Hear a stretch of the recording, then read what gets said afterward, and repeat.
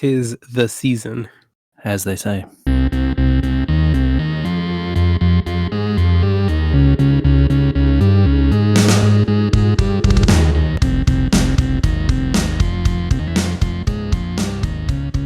It is episode 430. Hello. Hello. How's it going? Well, there's the third one. Doing all right.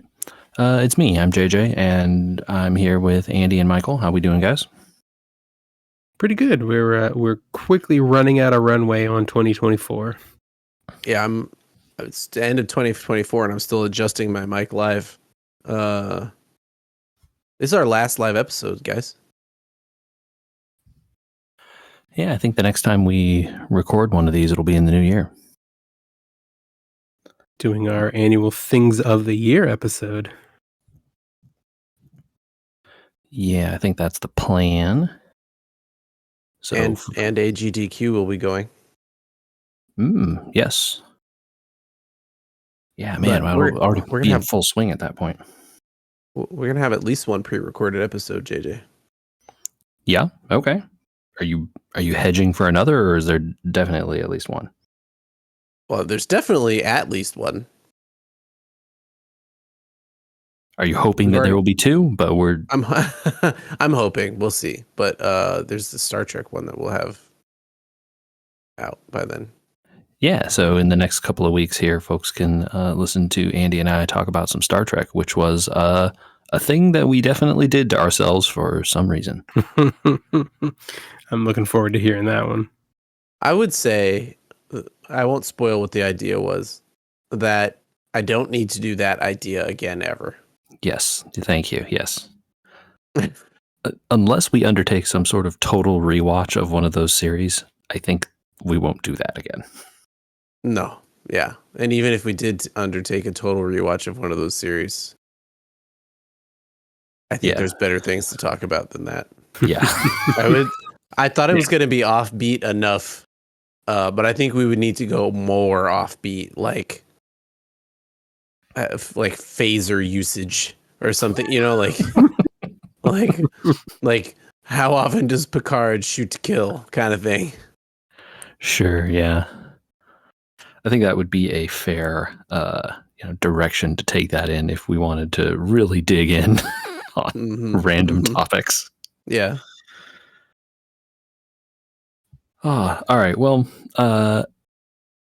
we're folks are busy this time of year, so not a ton of new stuff coming out that we're playing. I've kind of been poking away at Metaphor. I'm pretty close to the end, I think, but it's hard at the end of the year here to fit stuff in. Yeah. There's a lot of family time and extra activities, and so naturally, gravitating your time towards the mobile games makes sense. Sure. And to that end, Michael, what have you gotten up to recently? So I have been excitedly counting down the days for the sequel to a sequel of a pair of great games. Monument Valley 3 released on Netflix Games. And we all have that. Well, yeah, I mean, this was my first foray into it, Andy. I know you had been talking it up about how basically seamless the integration is, and it was great. Okay, as a reminder, with the iPhone, which you do not have. I do not. You open the Netflix app, you browse games inside the Netflix app, and then it sends you to the Apple App Store to download the game for free. Okay, so the Android experience is identical. Yeah, it just sends you to the Android store instead of the Apple Store. Okay, so I think that's about as seamless as it gets for a non-subscription service through the phone provider. Yeah, I don't know how they would make it any cleaner, except to maybe let you log into your Netflix account through the store, but they won't do that. Honestly, that might not even be cleaner. Yeah, I mean, the only thing that would be cleaner would be to let you download the games directly from the Netflix app, which the store doesn't want to let you do for obvious reasons. Yeah. Yeah. Mm-hmm. Yeah, I've been trying out a few of those games. I actually tried to get a chess game from them based on that Queen's Gambit show. And unfortunately, Netflix has some stuff up there that just doesn't work anymore that they need to take down. So maybe Yeah, not so they as just well some of those curated games as it should be. No, some of those games are outdated and they need to curate a little bit better. They don't work in the new iOS, which is a bummer. But chess.com, by the way, has an app that is pretty dang good. Although when someone's down to their king, they should retire, and the app does not retire. Oh, that seems problematic. Oh, it makes you play it out all the way to mate. Well, it'll play it to a draw because if you move a certain amount of moves too repetitively, it calls the game a draw. And so the game can force a draw by cheating with its king and moving it back and forth and back and forth. And so you have to like mate within 3 turns or you're screwed, which I think is cheap and annoying because no one in real life would do that. Isn't that a draw? Don't they lose that? You don't. It doesn't become a draw for you. It's a draw for the person who has no other moves loses, right? It's an actual but it draw. doesn't count it as a win. It counts it as a draw. I mean, if you have multiple pieces, you should just be able to corner the king quite easily, though, right? Well, yeah, I guess, but I don't know. Game, you know. I ain't no chess master, so don't really take my. Chess.com says grandmaster or nothing. If you ain't first. Look, we don't need to talk about chess. Monument Valley's probably better than chess apps. Chess has been around a long time. I don't know. I didn't say chess itself. I said chess apps. Oh, I was very clear there. Very specific caveat. I heard what I wanted to hear. Michael, how's the game? Well, yeah. The game is great. You know, it basically picks up in terms of feel exactly where the last game left off. JJ, have you played the first 2 games? I know Andy has. I definitely played the first one. I don't know if I played the second one. MC Escher, the video game. Yeah. Yes. The first one was great. But yeah, it has the same feel of, you know, very sort of sparse environment during the very minimal storytelling that it does, with very kind of evocative music to it, and it you know hits the nail on the head again with both of those things.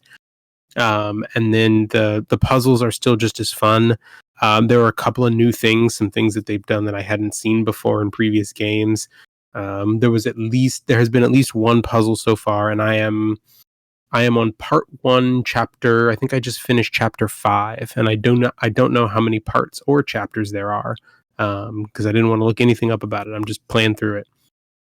This is one of those games you can very easily play without input. Oh, for sure. Yeah, you don't. The previous 2 anyway. Yeah. There's been at least one puzzle so far that has made me turn my phone upside down because I couldn't force my brain to see to resolve the picture up the way that it had flipped it. I always worry about the phone forcing me to do that because I think the screen will try and auto rotate and then it's like, damn it, I just want to see it upside down. Hold on. No, mine did not, and I don't know if it's because the game turns that off or because I don't have auto rotate on by default. Oh yeah, it could be the game turns it off too. That's very possible. But yeah, you know, it's just as pretty and the music is just as good as the 2 previous games. So I'm excited to keep making my way through it. Very good. Andy, you mentioned gatherings of this time of year. Have you gotten up to any other kinds of gatherings? Well played. I was saving that one. I can derail him again. His great transition. I can derail it completely. Yeah, do it. No. I'll hit you where. That would be so on brand for us, though. Yeah, just take a complete left turn into food related stuff instead of talking about Magic the Gathering. I mean, you know, I threw it to you. It's your wheel. You steer now. Did you know that Commander is like the thing keeping paper Magic alive, basically? It's very slowly starting to have more competitive events, but yes, I did know that. Okay. Because I think people like me are like, I could just buy that pre-built up there on that shelf, and then I can just play. Mm-hmm. They sell Some younger, pre-built. They sell pre-built commander decks now. that's what I'm saying. That pre-built commander deck is just sitting on the shelf with a picture of dog meat on it. Fallout. Uh-huh. I was at Costco and I actually saw some Lord of the Rings pre-built commander decks. I was like, I like Lord of the Rings. Then I was like, wait a minute, I don't ever play Magic in person. Why would I buy this? Well, because you can just hold on to 100 cards exactly that are already made for you. And then when you see someone else that has 100 cards exactly made for you, and you don't have to store any more than that, you can just play a game. Mm-hmm. So, in preparation for my sister-in-law's wedding, we've pre-purchased a bunch of Magic the Gathering commander decks to have a huge after-party commander game. Oh, that's fun. Yeah. Awesome. And I'm going to be playing Dog Meat Cool. from Fallout. I just didn't realize, because we went into an actual game store near us. I'll give them a free shout out. Dice House Games. Pretty popular in Always Orange support County. your friendly local game store. They've changed how Magic works on the distribution side for paper Magic. The pricing is allowed to shift dramatically. The resellers have changed the market so badly on buying up Magic decks. If they have a good card in them, the pre-builts, they're bought out instantly. Oh, yeah. And this was running local game stores out of business because they would sell these packs for $25 and the people would literally put them on eBay from their car for $125. But if they caught the local game store doing that, they would lose their Magic license. So they banded together, and now they're allowed to suggest the retail price. But most of the stores are now selling the decks for market value, which is kind of weird. Yeah, so this happened quite a long time ago, actually. Okay, but this is new to me. Yeah. So I was aware of this. Only in the last most recent set have they started bringing back MSRP for some products, booster packs, not stuff like commander decks. Interesting. So yeah, like when they print those like pre-made decks, they're still kind of like, who knows how good they are? I'll sell it for whatever, right? But boosters now have, where boosters also previously followed this model, right? Where it was like, there's no MSRP. It's just, here's what we suggest, and you just do whatever you want. Yeah. But it led to, like, the big problem with it is it led to sets that kind of suck, and then the price on those boosters would crater because no one wanted to buy the sets.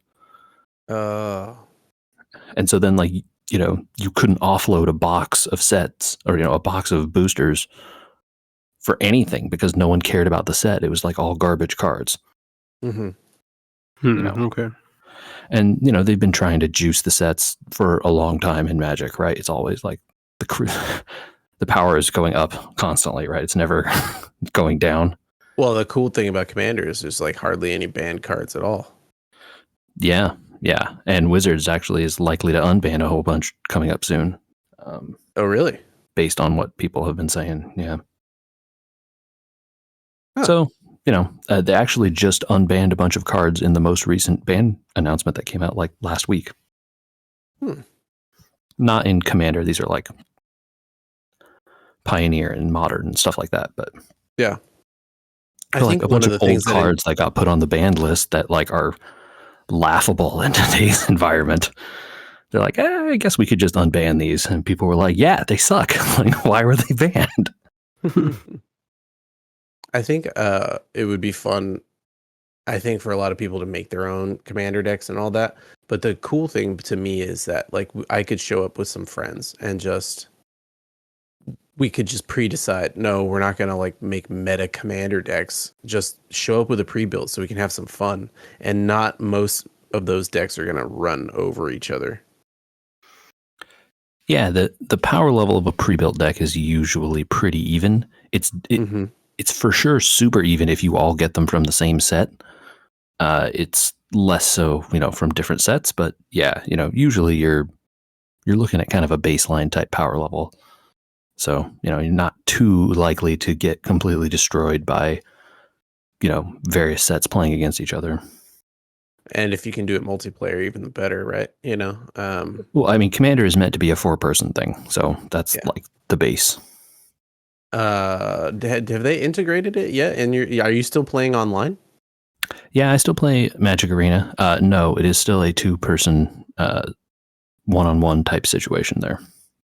I wonder if they've play tested it and they're just like, it's never going to work.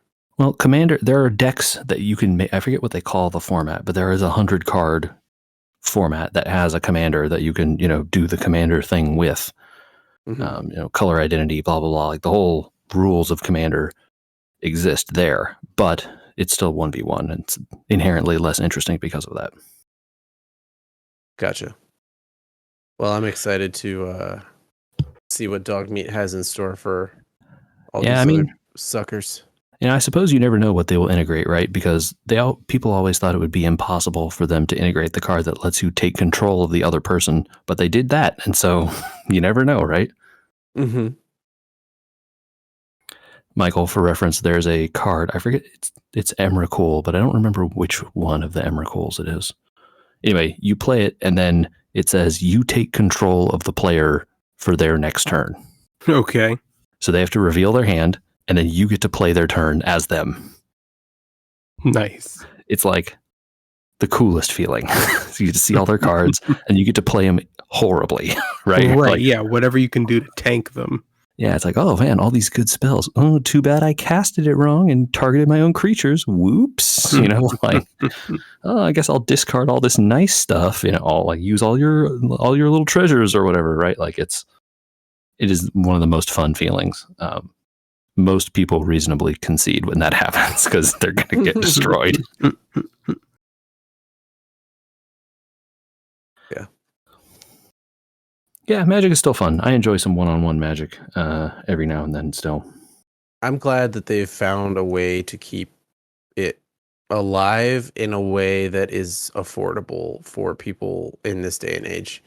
The idea of buying booster packs for hundreds of dollars each time you do a set and all that kind of stuff is just so tiresome. And I have a budget and a house, and an idea that I spent $40 to go buy a commander deck and now I can just play is really cool to me.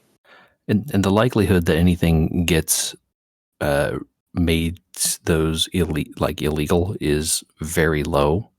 Mm-hmm. Like, maybe sometime in the future they like decide to ban the One Ring or something. They did just ban the One Ring in like 60 card formats. Right. But it's legal in Commander. There's only one, whatever, right? That's very flavorful. Yeah. The one Ring was a problem when you had 4 of them. It's not a problem when there's only one. Right. And so Michael, in 60 card deck in Magic, you can have 4 of every card. Okay. In your deck. So sometimes these combos, right? Like, for 60 cards, you got 20 to 30 of them are lands, JJ? Yeah, like 20 to 26 usually. Okay, so let's say you have 20 because you are very lucky, right? Sure. If you land on something that's like a real wombo combo, there may 40 be cards divided by 4, that's 10 cards. 10 unique cards, right? Yeah. Okay. And those 10 cards that are those wombo combo cards are they're $100 each. If you want to go buy them and build this deck because, they're so strong and people know you can build a deck out of them. That's like insane.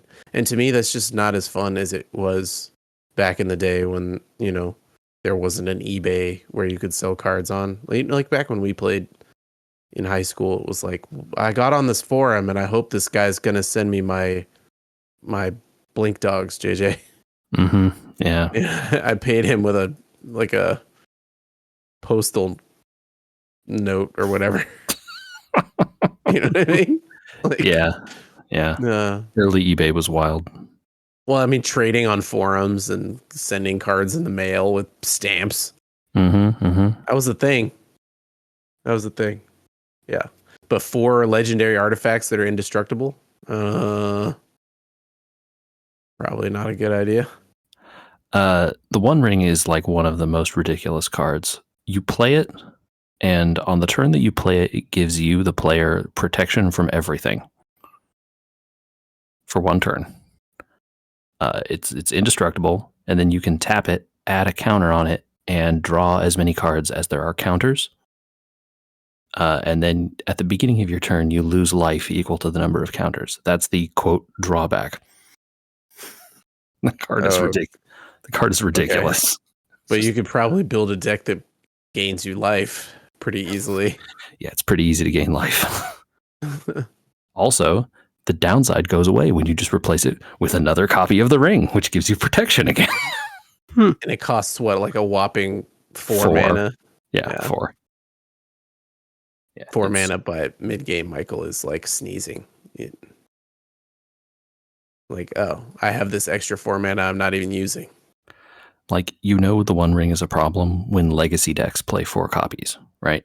That's a problem. Yeah. Yeah. This store had a Black Lotus on the wall. That's cool. It was the second printing, whatever version that was, the collector's version, when they reprinted it a couple years in. Oh, yeah, okay. So it was probably only like $30,000 or something? He said, I can't buy a house with it.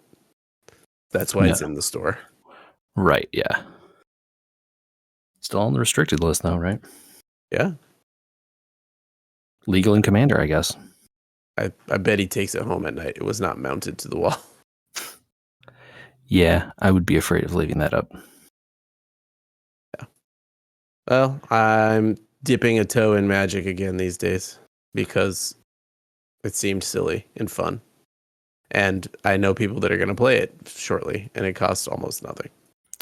Andy, you should read up on some of the mechanics. There's a lot these days. I've heard cards have a lot of words. Yeah, there's words on these cards I've never seen before, I'll say. Yeah, keep your phone handy, I'll say. But you've been dipping other things recently, I heard. Yeah, I get. How long is a dip? Like if you dip a chip, it's only a second or two. But if you take a dip in the hot tub, it's it's longer. If you're doing it right, it could be a little while. Yeah, that's true. It was a little while, but only a little while. I had a timer on my phone to make sure nothing got overcooked. I borrowed some equipment from friend of the pod, Andrew. So thank you, Andrew. I think we've talked about his ability to effortlessly boil crawfish. Mm-hmm. Yes, indeed. And other items. And he set me up with a nice little beginner set, I would say. Like it was only the 20 psi burner and the 16-gallon pot or whatever it was. And he was like, and it comes with a basket so you can lift the stuff out easily. I'm like, Key. I see. Very key. I actually, previous to this, bought a ladle, very helpful ladle for doing this kind of thing, which is called a Rikon Spider. I think it's called a Rikon Spider. You've seen one of these before, Michael? A spider, yeah. I'm familiar. Yeah. I don't know if it's Spider like ID. Yeah. You should look that up, JJ. Rikon Spider. It's a cool. They call him a skimmer. I think they call him a skimmer, but you can use them for anything like deep frying stuff. You can use one of these. Oh yeah, I've seen these. Spider skimmer. Yeah. Spider skimmers. Very cool. I got a large one. So I did a crab boil by myself without an adult. He says as the adult. just talked about spending money on Magic the Gathering cards, my guy. I don't know how. Can't be an adult all the time. Yeah. Crab, shrimp, corn, potatoes, sausage. Yeah, that's what was in there. I made my own broth out of some Old Bay, a bunch of garlic, onions, lemons, butter, and now I'm sure some other things. I don't want to judge, but hopefully butter was the most plentiful ingredient there. It was a Costco-sized box. Well done. Butter. Yes, excellent. It just went in whole. I'm nodding. I'm making the yes face. Yes. Yeah. So the cool advice I got on making a quick boil broth was when you taste it, you should say, that's really salty. Yep. Makes sense to me. Yeah. So the potatoes went in with the corn and the sausage, and that stayed in for a little while. And then we kind of just dumped stuff on top because this basket, I could just lift it out at the end, and everything, went in with the timer. Wonderful. Awesome. Went really well. Equipment worked perfectly after some setup. And I think it's unfortunately for me a tradition. Why is that unfortunate? Because Yeah, it's bad for you, where's the downside here? It's a lot of butter. Again, where's the? Yeah, you know what I did? Don't threaten me with a good time. Based on Andrew's suggestion, I actually reduced the stock afterwards, the broth afterwards, into like a stock. Mm-hmm. And then I used it the next day. I built it back up and made a crab bisque out of it. Oh yeah, I bet that ruled. Sounds excellent. It was a little on the garlicky side still, like adding the extra water back in and the cream and pureeing onions and carrots into it really helped cut the salt back, but I think it was maybe a little too garlicky. Everyone tells me it was fine and good, but I'm a judge of food, and I think maybe too much garlic, maybe. I have made crab soup from, ingredients before. I don't want to say from scratch because it's not like I made I combined the ingredients to make the soup, but I didn't come up with the stock myself or whatever. Mm-hmm. Sure. And it's really good, but yeah, when you're putting it together, you're like, this is way too much salt, dude. This is going to be bad. And then you taste it and you're like, actually, it's really good. Yeah, well, when I was tasting the bisque even, I was like, is this too salty? And then, the bisque is done and you dump the crab in on top, right? So you have all the lump crab right there in the middle. Mm-hmm. And once you start eating the crab with the soup, you're like, oh, wait, no. This is offsetting these crab flavors. That's why it tastes like this. Something about the salt in that soup and the seafood together just it's perfect. Yeah, it just absorbs it perfectly or whatever. Yeah, it's so good. Yeah. Well, it is crawfish season, so maybe we'll have more talking about that soon. But crab boils, bring them into your lives, you guys. Well, I would love to, but I need 18 of my closest friends to be involved. You got two right here. Yeah. So I got a couple of quick hits for you, Andy, here. The F1 season is over. Oh, did we not talk about it yet? We did a little bit, I think, last week, but I want to make a comment of some news that came out today. I saw a very funny meme of the guys from Top Gear all just staring at each other. And it's Christian Horner trying to fire Checo. Mm-hmm. And no one moving or talking. Yeah, so the news is that Checo will be leaving, and it will be Liam Lawson. Red Bull has not announced it, but that is the like news outlets in Europe are reporting it. Okay. Liam Lawson, huh? Yep. Well, how many cars can Red Bull afford to replace? Yeah, I don't know. We'll see. But what that does mean is there's a hole at V-Carb or whatever the hell that team is now. Which team? The other Red Bull team. Oh, yeah. RBVR Visa Cash App. Yeah, whatever they are. So Yeah. it'll be interesting to see who goes there. K-Mag? Is he getting a chance? No. Not a Red Bull guy. That's not happening. Why can't he be a Red Bull guy? Come on. Maybe he can talk to Andretti. Yeah, Sorry, Cadillac. Sorry, Cadillac. Can't say Andretti. You'll get kicked out of talking about F1. I'll get canceled. Yeah. No, have to be a young driver, right? It'll be somebody from F2. It'll be somebody from F2. Very likely. That's all that is. Yeah, boy. All right. Michael, I heard that you felt the need to convene the court on a food question. Yeah, I'm gonna need a ruling because I've never seen someone do this before, and I don't know if they should seek professional help or if they need to trademark this and name it after themselves. Do we know who this person is? No, you do not. You do not. It is okay. a coworker of mine, an older gentleman. Okay, I don't want to talk.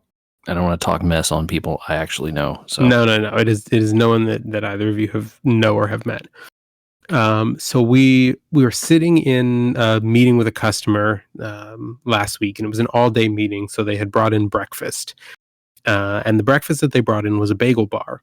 So people are making bagels, getting their schmear, loading things up with toppings, and so my coworker has half a bagel, so he's going open face, spreads it with cream cheese, puts avocado and cucumber, and I think some pieces of onion on it. So standard bagel topping. But where I would have taken that and just eaten it as an open face sandwich, he then folds in half and proceeds to eat the whole thing like a hot dog. Did he cut it? He folded it. No, so it's half a bagel, right? Like the bottom half of the bagel, and then he folds it so that it's U-shaped like a hot dog bun, and then eats it like a hot dog. Okay, yeah, okay. I don't like this. I get it, I guess. I don't. I'm trying to apply it to other things, like when I rip my cupcake in half and turn it into a sandwich. But that provides functionality. Like, it keeps the stuff in place a lot better than this. This doesn't help change anything. This doesn't secure anything, right? Like, as you're still eating it, you're equally as likely to drop stuff off the side this way. Yeah. So really, this is just a vehicle for eating faster. Yeah, I guess. Yeah, you're never going to catch me doing this. Could it be used for good? Yeah, this is what I'm wondering. Is there like some secret benefit I don't see? I don't think it's any less messy because if you were to eat it open face, your hand is still on the bottom of it, right? You're still out of the way of the cream cheese.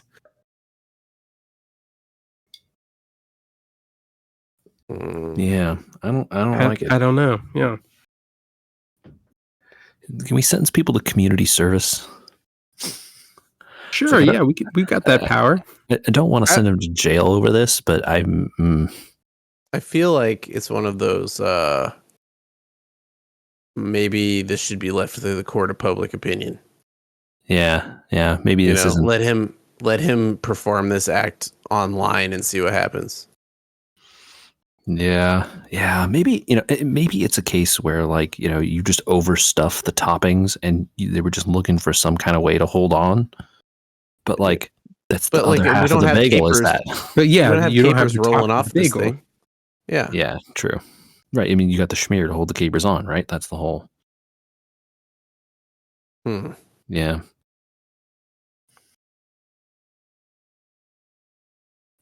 I will say it does annoy me at, bagel things like this, work type functions, when people cut the bagel in half and then only take the half. Oh, and you got the bottom just sitting there. Yeah, it's like, well, hey, you took the part, like you took the one that you wanted, obviously. Does anyone want the bottom half of the bagel that's like, doesn't have all the cheese or whatever toppings on it? Like, Okay. No, if Just you're take cutting a bagel in half, you cut take it the whole thing. vertically. Well, so that's what I was going to just ask the hypothetical right here. All right. We're in a 2024 world post 2020. At home, we cut donuts in half all the time. Right? You cut a donut in half vertically, boom. Now you get to have two different donuts, right? It's like sharing. Sure. At a work function these days, even if you did the quote unquote thoughtful thing and you left the top and you cut it vertically, are you going to take a half bagel out of a work box of bagels? Sure. No, I'm not. I have zero problem with it. Oh no, I can't be the deciding vote. But I think I that's land on I'm not going to either at work. You know, Like I'm not going to go to like a work event and take half a donut out of there. like unless I am standing next to someone and they want the other half, right? Sure, if Michael and I are standing next to each other and he's like, "You want half that?" and I'm like, "Yeah, cut it in half." Sure, but that's different than like, Right. Yeah. oh, I came upon this box of donuts a half hour later at work.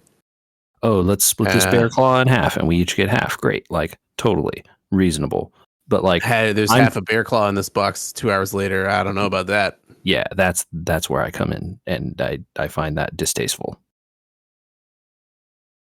So if you take half a bagel from a work box, you're a criminal, is what we're saying. If you fold half a bagel, see, especially in the work, I feel like it's like landing on the gluttony side, but that's not necessarily a physical crime and more of a moral situation. Sure, but like there's no one is forcing you to eat the whole bagel, right? So if you're not going to eat it, take it, cut it in half for yourself, put the stuff on the side that you want, and then hold on to the other and eat it or throw it away later. Do a Michael Pop-Tart wrap that thing. Yeah, there you go. There you go. Yeah. So these were already cut in half for us. They were delivered that way. So there was no cutting in half crime going on. A twist. But again, he only took one half. But see, right? if they came pre-cut, but they come as halves. I wouldn't have a compunction because there's no non-cut options, right? Like the store cut them. Right. I don't like it. I wish the store wouldn't have cut them, but I didn't get to pick. It came this way.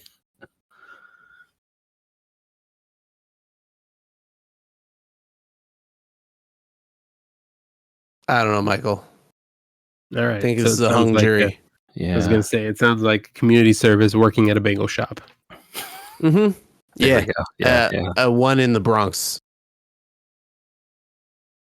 Always good to spread the knowledge from out there. So, I don't know what else we want to talk about here. Did you guys watch any of that Game Awards stuff? I didn't watch enough to comment other than on two things. One, I know that games media likes the game and they should. And I'm very happy that this happened. But I personally was surprised that Astrobot won Game of the Year. Spoiler. Because you didn't think enough people liked it? Because it's a platformer, which have kind of died out a decent amount. There's only a few a year. Mm-hmm.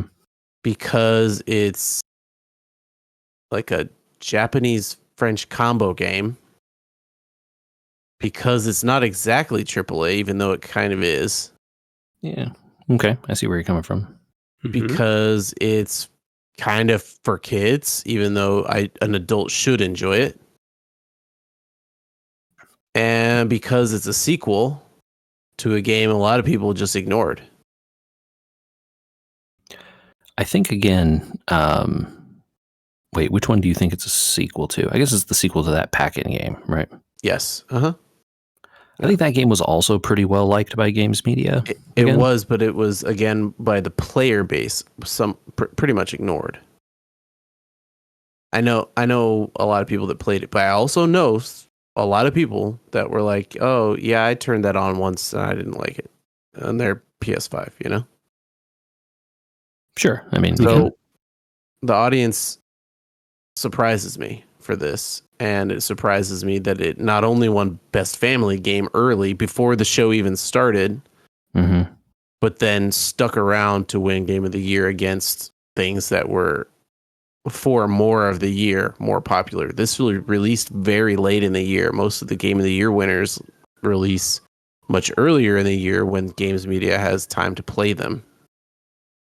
Astrobot came out quite a while ago. It was out earlier this year, right? Maybe summer or something. Late summer, early fall, I think. Yeah, plenty of time. Released in September. Yeah. Andy, do you think these game awards are chosen by the public? No. Okay. Because there's a separate category for public vote, right? Yeah, no, but games media by September is like inundated with games, right? So. Oh yeah. Most of the Game of the Year winners tend to come from even earlier in the year, like April. Media Game of the Year, let's say. I don't know if that's true though. I mean, like Elden Ring came out that time, the year that it won. But I mean, the big like Christmas release season, Thanksgiving, like Call of Duty release time has always been a big time for big games. So, but I think based on what everyone says, that Astrobot game is a delight. So makes sense that it would I'm happy to have been surprised. Very. Yeah, that was surprising. Also, the show pacing sucks. Always has. Always has. And they're like built up this. I mean, they built up this huge show for their 10th anniversary or whatever. They had Harrison Ford and Snoop Dogg and all these people show up, and it was like, yeah, they gave them some time, but they also like screwed up the teleprompters for these people and rushed game winners off the stage in under a minute, and it was like more of the same. So we're not going to evolve after 10 years. We're not going to. Yeah, I mean, as you know, and we've talked about on this show, the purpose of that show has nothing to do with the awards. The awards are like the set dressing to reveal trailers, right? Yeah. So, for better or worse, that show is paid for by marketing people who want to show their new stuff. Sure. Again, always has been meme, right? Oh yeah, absolutely. It's like the third space guy behind the other two, right? That space guy's all the way down. It really is. It really is. Did you guys see any of the new trailers? Yeah, I watched the one for Ninja Gaiden Ragebound. Is that what it was called? I do not remember. I think that's what it was called. And it, hey, if you guys liked those classic Ninja Gaiden platformers, you're gonna like this game. Like, that first game is a real piece of crap. Wow, it's so mean. I think this is probably one of those situations where it's like if a Ninja Gaiden game were made with a modern control aesthetic, and not trying to just absolutely punish you, like this is the end goal, right? Ninja Gaiden 1 crawled so that Ragebound could fly. I played a lot of Ninja Gaiden. Let's be clear. Like on the NES, I played a ton of that game, but that game was impossible, and I sucked at it. Yeah, that was a super cool one. The Witcher 4 got announced. I don't think anyone expected to see that. Not a trailer though, right? Just announced. Trailer. There was a trailer. Not, no in-game footage, but Right. Yeah. Yes. Okay. The game will star Ciri as the main character. All right. Yeah. That's kind of all we know. Making a move. Yeah. Yeah, That's cool. definitely.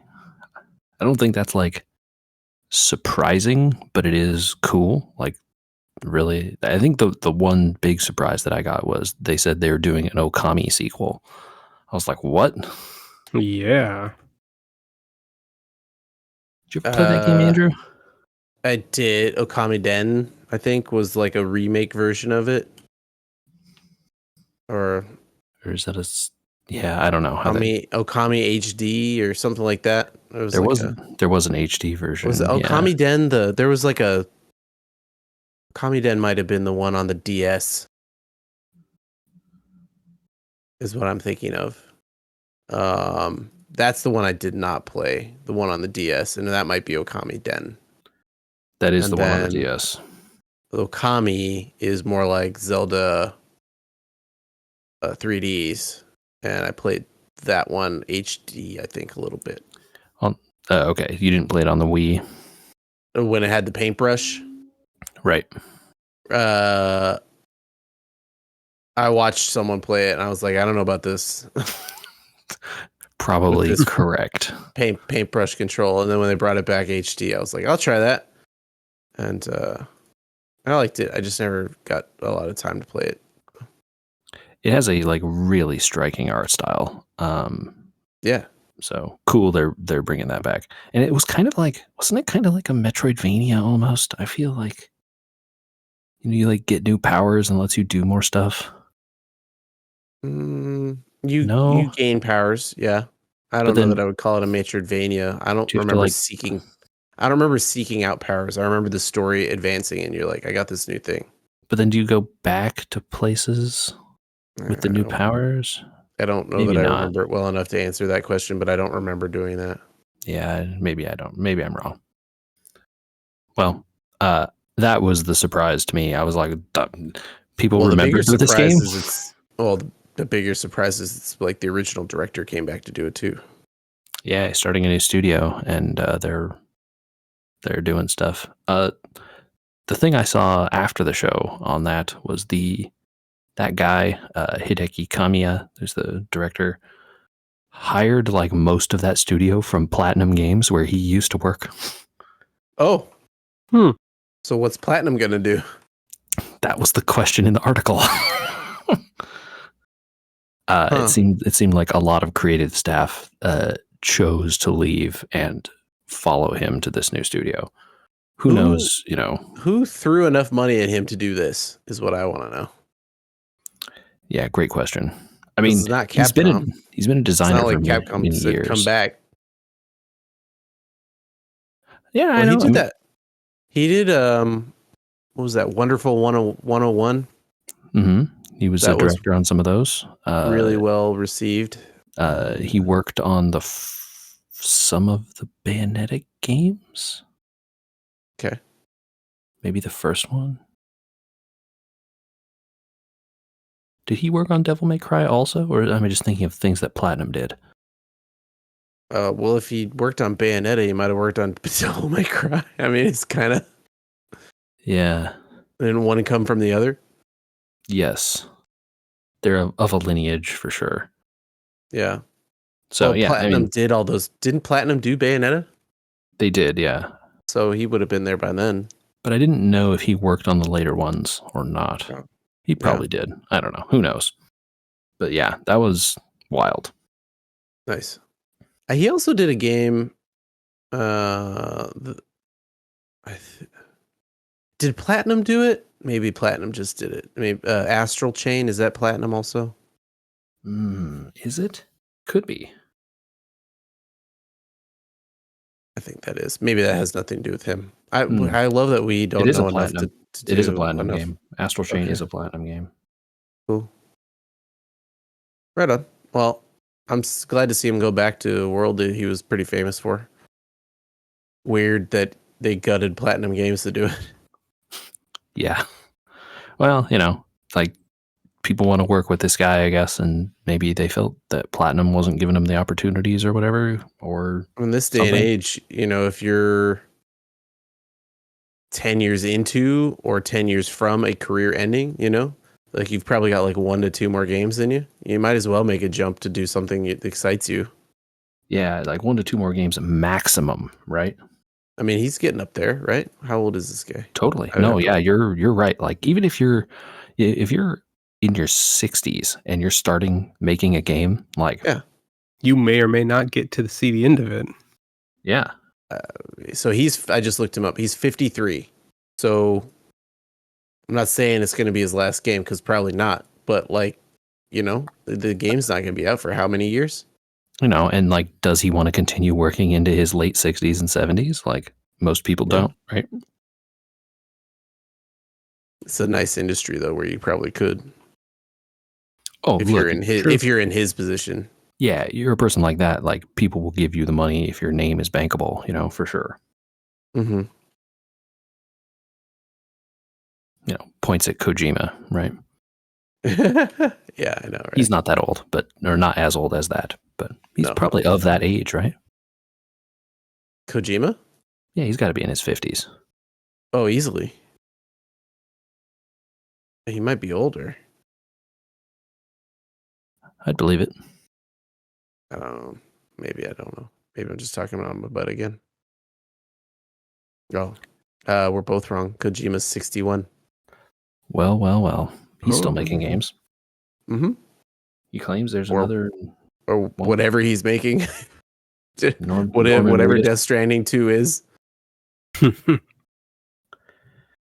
Yeah, we'll just call Norman Reedus and ask him, right? Is that they're working? Yeah, him and Troy Baker. Yeah. Hey, Yep. Before we end the last live episode of the year, JJ, I want to hit you with a question. Yeah. What are the Crabs going to do for the break? Are they going home? Where do they go? Yeah, they're definitely coming home. Are they going to sit next to Porkins and hang out? We have in the past kept them in the other room, not because... Sorry, not Porkins. Yeah, it's true. Antilles. Porkins has left us. Yeah, Wedge. Wedge, yeah. I'm sorry. I rip Porkins, but Wedge is also a great name. Thank you. I told her this naming scheme has like a definite end, and we're kind of approaching it relatively quickly. No, it does not. It does not have a definite end. Are you kidding me? How many other X-Wing pilots can you name? Did you not read the Rogue Squadron series of novels by Michael A. Stackpole? You're asking the wrong person, JJ. You walked into that. I did. I forgot about continued by Aaron Alston, and after his passing, JJ opened up the door and walked into a TED Talk when he thought it was an empty arena. I mean, we've got Tycho Selchu, Mirix Tarek, Corran Horn. That's off the top of my head. Yeah, I read some of those books and I don't retain any of that knowledge. So yeah, I was wrong. Mm-hmm. Mm-hmm. It's okay. Not all of us are as lore deep in the Rogue Squadron zone as you. So it's my very, very small corner of the Star Wars universe that I give a rat's ass about. They still making that movie? They supposedly are. It was delayed indefinitely, but it's back on track. So maybe with the same director. Who knows, man? It said it was back in development with Patty Jenkins, but that was almost a year ago, as far as I remember. Cool. Well, Andy, just either adapt the first book or make Top Gun and just choose one lane and stick to it. I mean, you saw Top Gun Maverick, right? That movie was actually pretty decent.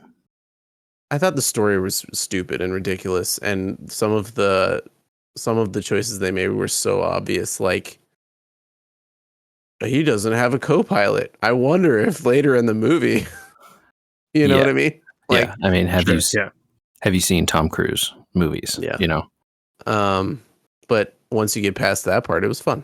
There's nothing wrong with it being fun. I'm just saying, pick one of the two. Don't make everyone happy and just make one of those movies.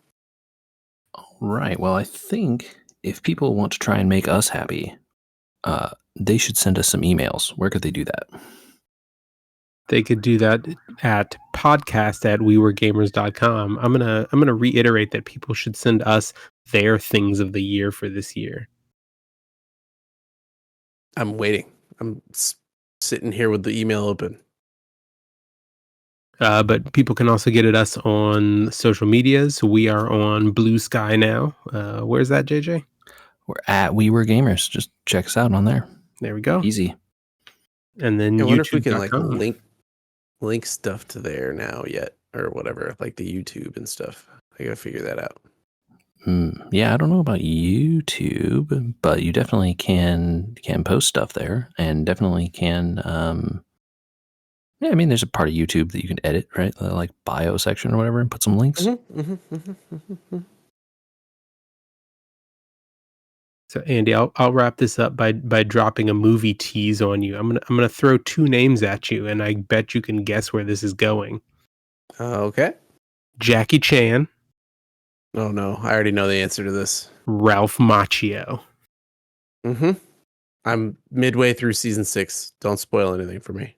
Jackie Chan. There's a movie coming. Oh, buddy, you don't recall that Jackie Chan did a Karate Kid movie, I'm guessing. Oh, I didn't. He did. I assumed you were talking about Cobra Kai, right? Cobra Kai is season 6, yes, which stars Ralph Macchio. That part I knew. Okay. Yeah. Cool. So Jackie Chan did that movie with one of the Smith kids.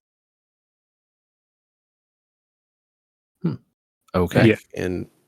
Back in 2005. How long ago was this movie? I don't remember. I don't know, but that was a remake of the original, It wasn't it? Sort of. no. Look, is Jackie Chan Mr. Miyagi? No, he plays Mr. Han. Okay. And Mr. Han is like So yes, Mr. it's a remake. Miyagi, basically. You know, Which I mean makes sense because Jackie Chan is not Japanese, right? So that right, but follows. it's not a remake in terms of like, and it resets the whole universe of stories. It's like an alternate story that is also apparently in the universe. Okay. Well, that then makes the description of the new movie make sense because the new movie then would seem to be a worlds collide. Oh man. Andy doesn't sound enthused. there's your apprehension for the month, Andy. Oh man, my existential crisis for the Cobra Kai was so good that it did a great job saying, yeah, all these 3 movies that were kind of ridiculous after the first one, they're still around, they're still in the universe, and we're gonna lean into how ridiculous it was, and we're gonna bring back some of these ridiculous characters, and we're gonna make it more realistic. Yeah, but the characters do remember the insane things that they did in these films. That's the benefit of prestige TV, though, right? And their spouses and friends and all these people are going to be real weirded out. And it's kind of fun, you know? Well, I don't watch trailers really, but I might have to. I might go try and see that Lord of the Rings Rohirrim movie. Rohirrim? Oh, yeah. I might treat myself to a movie time for me to go see that in the theater. I gotta see if my wife is interested, and I'm kind of getting the no, probably. So we'll see. Mine was not when I showed her Secret Level. So I'm guessing that's a no there too. Yeah, I think we're gonna watch Penguin coming up, and then well worth your time. Watch that movie first, though. Seen it, so good. Okay. I liked that movie quite a bit.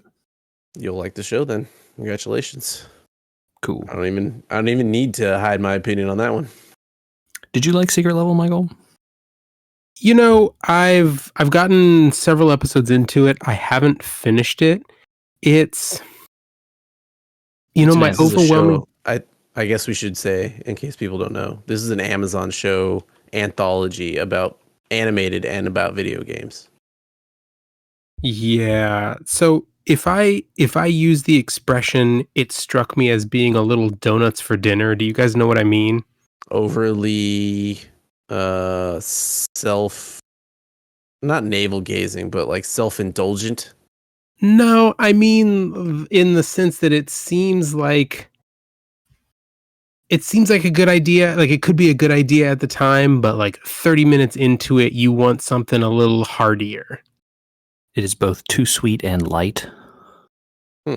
Yeah. Yeah, I think so. Like the first couple of them were just sort of like, oh, this is kind of fun, right? It felt like someone had taken the Star Wars Visions idea and just thrown it open to all video games and said, "Hey, pick a game that you really like and make something that you think would be entertaining for a 7 to 10 minute clip."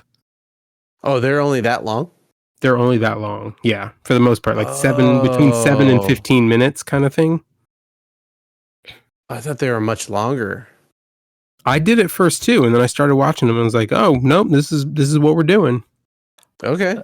I saw people, they said they liked the 40K one.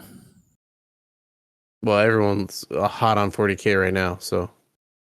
Okay, I haven't quite gotten there yet. The Emperor of Mankind, so hot right now. He's having a day. Okay. Well, that puts me in the correct brain space, at least. Yeah, I will not say that it's bad. It's just it's a little bit of fluff, maybe. And we'll see. Maybe it comes to something more. I guess the second half of the episodes came out today or tomorrow. I think they will be out by the time we post this episode, but the first set came out last week. Two-parter. All right. That's cool.